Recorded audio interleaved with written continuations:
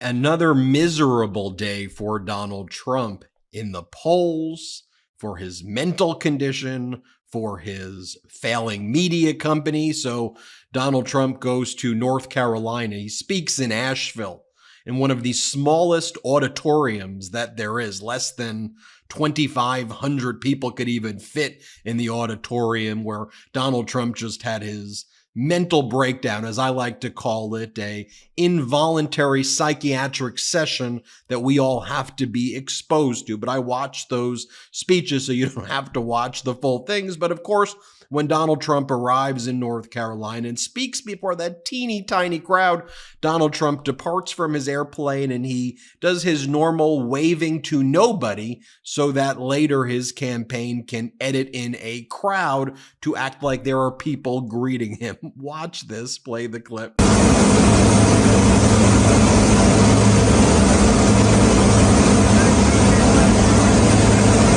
So then Donald Trump proceeds to send email after email. Now, I read a number of these emails yesterday. He sends emails like every 90 minutes.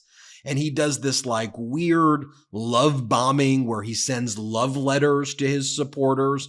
And then he acts very stalkerish. Not a big surprise coming from Donald Trump, where he's like, please answer now. And then the other types of emails are like the scams. You've won a big prize. And then you click it. It's like, you could win a golden MAGA hat, which isn't like gold. It's like the color gold, but you have to donate right now. So let me just show you some of the deranged ones that I didn't cover yesterday. Here's like the love bombing ones, which is just so weird and cultish. Donald Trump goes, "Can I hang our picture together in Mar-a-Lago? Ben, I want everyone to know." And then he goes, "I've always wanted to meet you, Ben. Ben, can we take a picture together during our all expenses paid trip together? I already have the perfect spot picked out in Mar-a-Lago to show it off." What a strange email to send. What are you even talking about? Donald Trump then sends this one. Kamala copied my MAGA hat. Can you believe it? And then Donald Trump's email goes, "Kamala tried to copy my MAGA hat. Ben, she released a camo hat, but there's nothing like a genuine MAGA camo hat. Limited edition, make America great again. Official camo MAGA hat. My camo MAGA hat is a powerful statement that you stand with Trump in the fight to save America from dangerously liberal Kamala." And then he sends this one, 24 hours until the deadline, exclamation point. Donald Trump says, "Crooked Kamala Harris thinks she's got us on the ropes after stockpiling more than $300 million. Ben, Kamala just called you out. She believes she's crushed your spirit and that you're ready to kneel before her as your new radical left overlord. But she'll never expect what's coming next. You and I teaming up to make my mid-month deadline our biggest fundraising day in history. Stand with Trump." I mean, think about the language that he's using here. How is this even considered a political campaign? He's sending to his supporters that Vice President Kamala Harris is trying to crush your spirits to make her kneel before your new radical left overlord? What in the world are we even talking about here? I want to share this with you. I'm going to do a longer interview in just a little bit with Congressmember Eric Swalwell. So please make sure you keep checking the MeidasTouch YouTube feed, because this interview with Congressman Swalwell is going to be incredible. I have to ask him about this ad that he made. It's so perfect. You know, we've always said here on the MeidasTouch Network that if someone behaved like Donald Trump, they couldn't work at any type of company, a big, middle-sized, small company. They couldn't work at a nonprofit. Heck, I wouldn't want them in my fantasy football league if they behaved like that. I wouldn't want them around me. Could you imagine someone who behaves like this with the arms and saying, lying about AI crowds and whining about people being on Time magazine cover? Look, Donald Trump's replaced the national anthem, "We the People," our national anthem, with the J6th choir song. You know from some of the other reports that I've done, when Donald Trump sends emails, he sells American flags with his name on it. He disgraces we the people, our great and mighty American flag, and he puts Trump on it. He cheapens our flag like he cheapens the buildings that he commits fraud with. Anyway, here is Congressmember Eric Swalwell's new ad. This is Pitch Perfect. Play it. I love you. Have a great day at school. Dictator on day one. There will have to be some form of punishment for women. Roe vs. Wade was terminated. Fire, fury, bloodbath. Now get in. You know what, honey? I'm gonna drive you today. Besides, can convicted felons even drive school buses?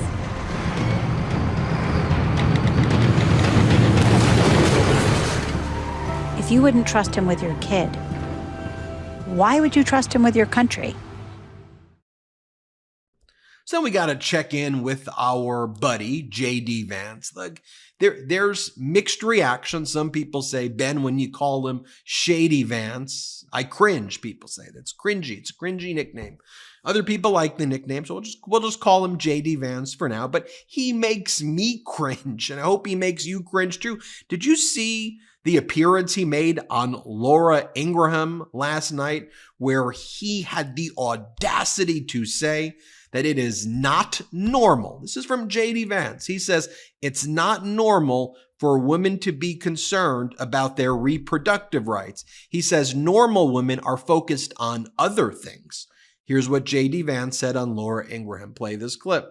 Senator, one of my dear friends tonight said to me, well, all these suburban women, all they care about is abortion, and they don't understand that decision is with the states now. It's not banned nationally, even if some people want it to be banned nationally. It's with the states. What do you say to suburban women out there who are marinating in this propaganda? Well, first of all, I don't buy that, Laura. I think most suburban women care about the normal things that most Americans care about. Now, other audio has emerged of J.D. Vance from an interview in 2020, where J.D. Vance was on a podcast and was agreeing with a podcast host who says having grandmothers help raise children is the whole purpose of the post-menopausal female, he says. I'll just show you a short clip of that. Let's play it. And you can sort of see the effect it has on him to be around them. Like, they spoil him. There's sort of all the classic stuff that grandparents do to grandchildren. But it makes him a much better human being to have exposure to his grandparents. Well, I don't know. And the evidence on this, by the way, is like super clear. That's the whole purpose of the postmenopausal female in theory. Did your in-laws, and particularly your mother-in-law, show up in some huge way? She lived with us for a year. Right. So, So I didn't know the answer to that. Right. No, because that's this weird unadvertised feature of marrying an Indian woman. So it's in some ways the most transgressive thing I've ever done against sort of the hyper neoliberal approach to work and family. My wife had this baby 7 weeks before she started the clerkship. It was still not sleeping any more than an hour and a half in a given interval. And her mom just took a sabbatical. She's a biology professor in California. Just took a sabbatical for a year and came and lived with us and took care of our kid for a year. Okay. So it was just one of these things where it's like, this is what you do. So a biology professor, PhD. Yes. Drops what they're doing. Yeah. To immediately tend to the needs of a new mother with her infant. Painfully economically inefficient. Right? Can I just propose? Like why didn't she just keep her job, give us part of the wages to pay somebody else to do it? Right. Because that is the thing that the hyper liberalized economics wants you to do. The economic logic of always prioritizing paid wage labor over other forms of contributing to a society is to me, it's actually a consequence of a sort of fundamental liberalism that is ultimately going to unwind and collapse upon itself. I think it's the abandonment of a sort of Aristotelian virtue politics for a hyper market oriented way of thinking about what's good and what's desirable. If people are paying for it and it contributes to GDP and it makes the economic consumption numbers rise, then it's good. And if it doesn't, it's bad. I think that entire sort of to me, that's sort of the root of our political problem. Lumen is the world's first handheld metabolic coach. It's a device that measures your metabolism through your breath. And on the app, it lets you know if you're burning fat or carbs and gives you tailored guidance to improve your nutrition, workout, sleep, and even stress management. That's why I love it. All you have to do is you breathe into your Lumen first thing in the morning, and you'll know what's going on in your metabolism, whether you're burning mostly fats or carbs. Then Lumen gives you a personalized nutrition plan for that day based on your measurements. You can also breathe into it before and after workouts and meals, so you know exactly what's going on in your body in real time. And Lumen will give you tips to keep you on top of your health game. Your metabolism is your body's engine. It's how your body turns the food you eat into fuel that keeps you going. Because your metabolism is at the center of everything your body does, optimal metabolic health translates to a bunch of benefits, including easier weight management, improved energy levels, better fitness results, better sleep, etc. Lumen gives you recommendations to improve your metabolic health. It can also track your cycle as well as the onset of menopause and adjust your recommendations to keep your metabolism healthy through hormonal shifts, so you can keep up your energy and stave off cravings. Look, I love Lumen, and I know you will too. So if you want to take the next step in improving your health, go to Lumen, lumen.me/Meidas to get 15% off your Lumen.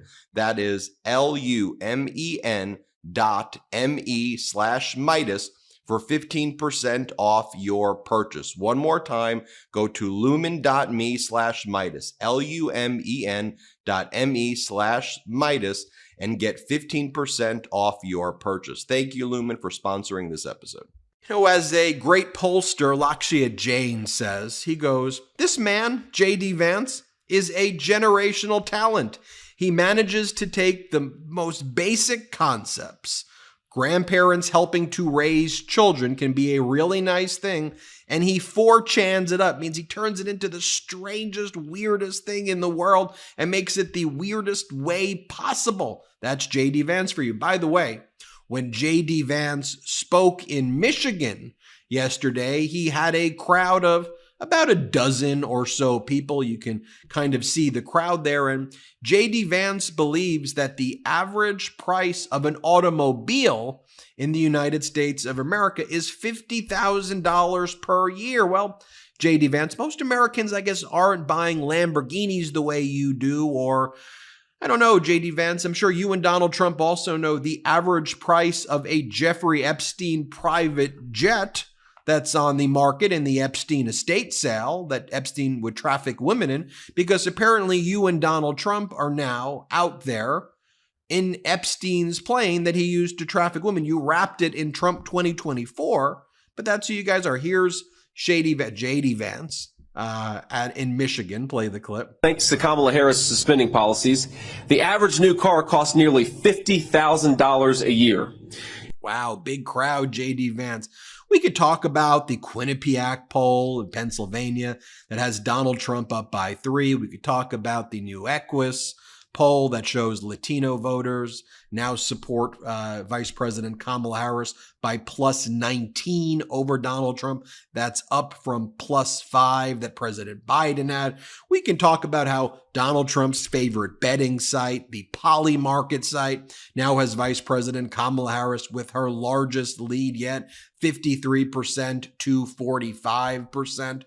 We can talk about Donald Trump's disastrous speech in Asheville, North Carolina, before that teeny tiny little crowd, Donald. What, you couldn't fill the stadium, so you had to help your ego by filling the full room of 2,400 people in Asheville? Did that make you feel strong, Donald, and make you feel like a big guy, Donald?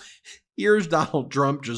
I'm going to show you a few clips right here. This was a weird one. I didn't cover this one yesterday when I did my recap video of what went down. When Donald Trump says basically other countries, they need to pay for it if they want to influence America. Here, play this clip. People want to take advantage of our country. They have to pay to take advantage of our country.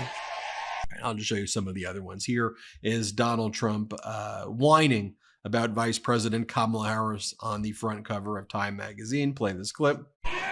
And then they decided to get politically correct. We have to put her in. They put her in, and now they're putting her on the covers of Time magazine with an artist sketch. They don't use a picture. They don't use a picture. They use an artist sketch. I want to use that artist. I want to find that artist. I like him very much. This whole, I'm going to play you more clip. I'll play you one more, but this was Donald Trump whining about Vice President Kamala Harris. Again, the whole thing is him whining. This was supposed to be a speech on the economy. And this is what he did. Play the clip. Nearly 4 years, Kamala has crackled as the American economy has burned. What happened to her laugh? I haven't heard that laugh in about a week. That's why they keep her off the stage. That's why she's disappeared. That's the laugh of a crazy person. I will tell you, if you haven't known it, it's a crazy. She's crazy. They told her, don't laugh. Don't laugh. No, it's her. No, her laugh is career threatening. They said, don't laugh. She hasn't laughed. She doesn't laugh anymore. It's smart, but someday it's going to come out. That's the laugh of a person with some big problems. She says her plan is going to be. All right, I'll show you. I want to show you this one more so you can see. He tried to talk about the economy for this one little. I want to give you the full context. Here's when he tried to talk about the economy. Here's what he said. Here, play this clip. Now, this is a little bit different day because this isn't around. This is we're talking about a thing called the economy. They wanted to do a speech on the economy. A lot of people are very devastated by what's happened with inflation and all of the other things. So we're doing this as a intellectual speech. You're all intellectuals today. Today we're doing it, and we're doing it right now, and it's very important. They say, yeah, many people right now were talking about how Donald Trump's meltdown, that's how they're calling it in Trump's campaign, that he's melting down. Many believe that he's about to fire his campaign managers, Chris LaCivita and Susan Wiles. We'll see if that happens. But that's Donald Trump for you. Oh yeah. One of the things that Donald Trump was talking about as well on his failing social media platform was that he does not sound like Daffy Duck. Donald Trump posted that it was a technological issue that existed with Elon, with just modern technology. As he said, it makes him sound like Daffy Duck. Trump wrote, "My conversation with Elon last night was heard by a record audience," what he said yesterday, and was really something special, as Elon himself is very special, and I thank him for such a strong endorsement, as opposed to a regular endorsement, very strong endorsement. Unfortunately, because of the complexity of modern day equipment and cell phone technology, my voice was in certain areas somewhat different and strange. Therefore, we had put out an actual and perfect recording of the conversation. Enjoy. Another perfect phone call. As I've said before, one of the problems I've been running into lately with all this complex modern technology, I don't know if you've had this issue, is, when I've called some of my coworkers, I've reached out to them and I said, hey, we're working on some new videos, Salty. We're working on some things. And Salty says, Ben, you're sounding like Daffy Duck. I'm like, what do you mean? He's like, you sound like Daffy Duck. And I go, no, this complex modern technology that exists, it's making my voice talk just like Daffy Duck. That's the way the people who invent this technology, they have not figured this out yet. And your voice is Daffy Duck-like. I mean, people, go back to that ad that I showed you with Congressmember Eric Swalwell, okay? And it was pitch perfect spot. You wouldn't want this person near your family, yet alone they're telling us what we should do with our families. Mind your damn business.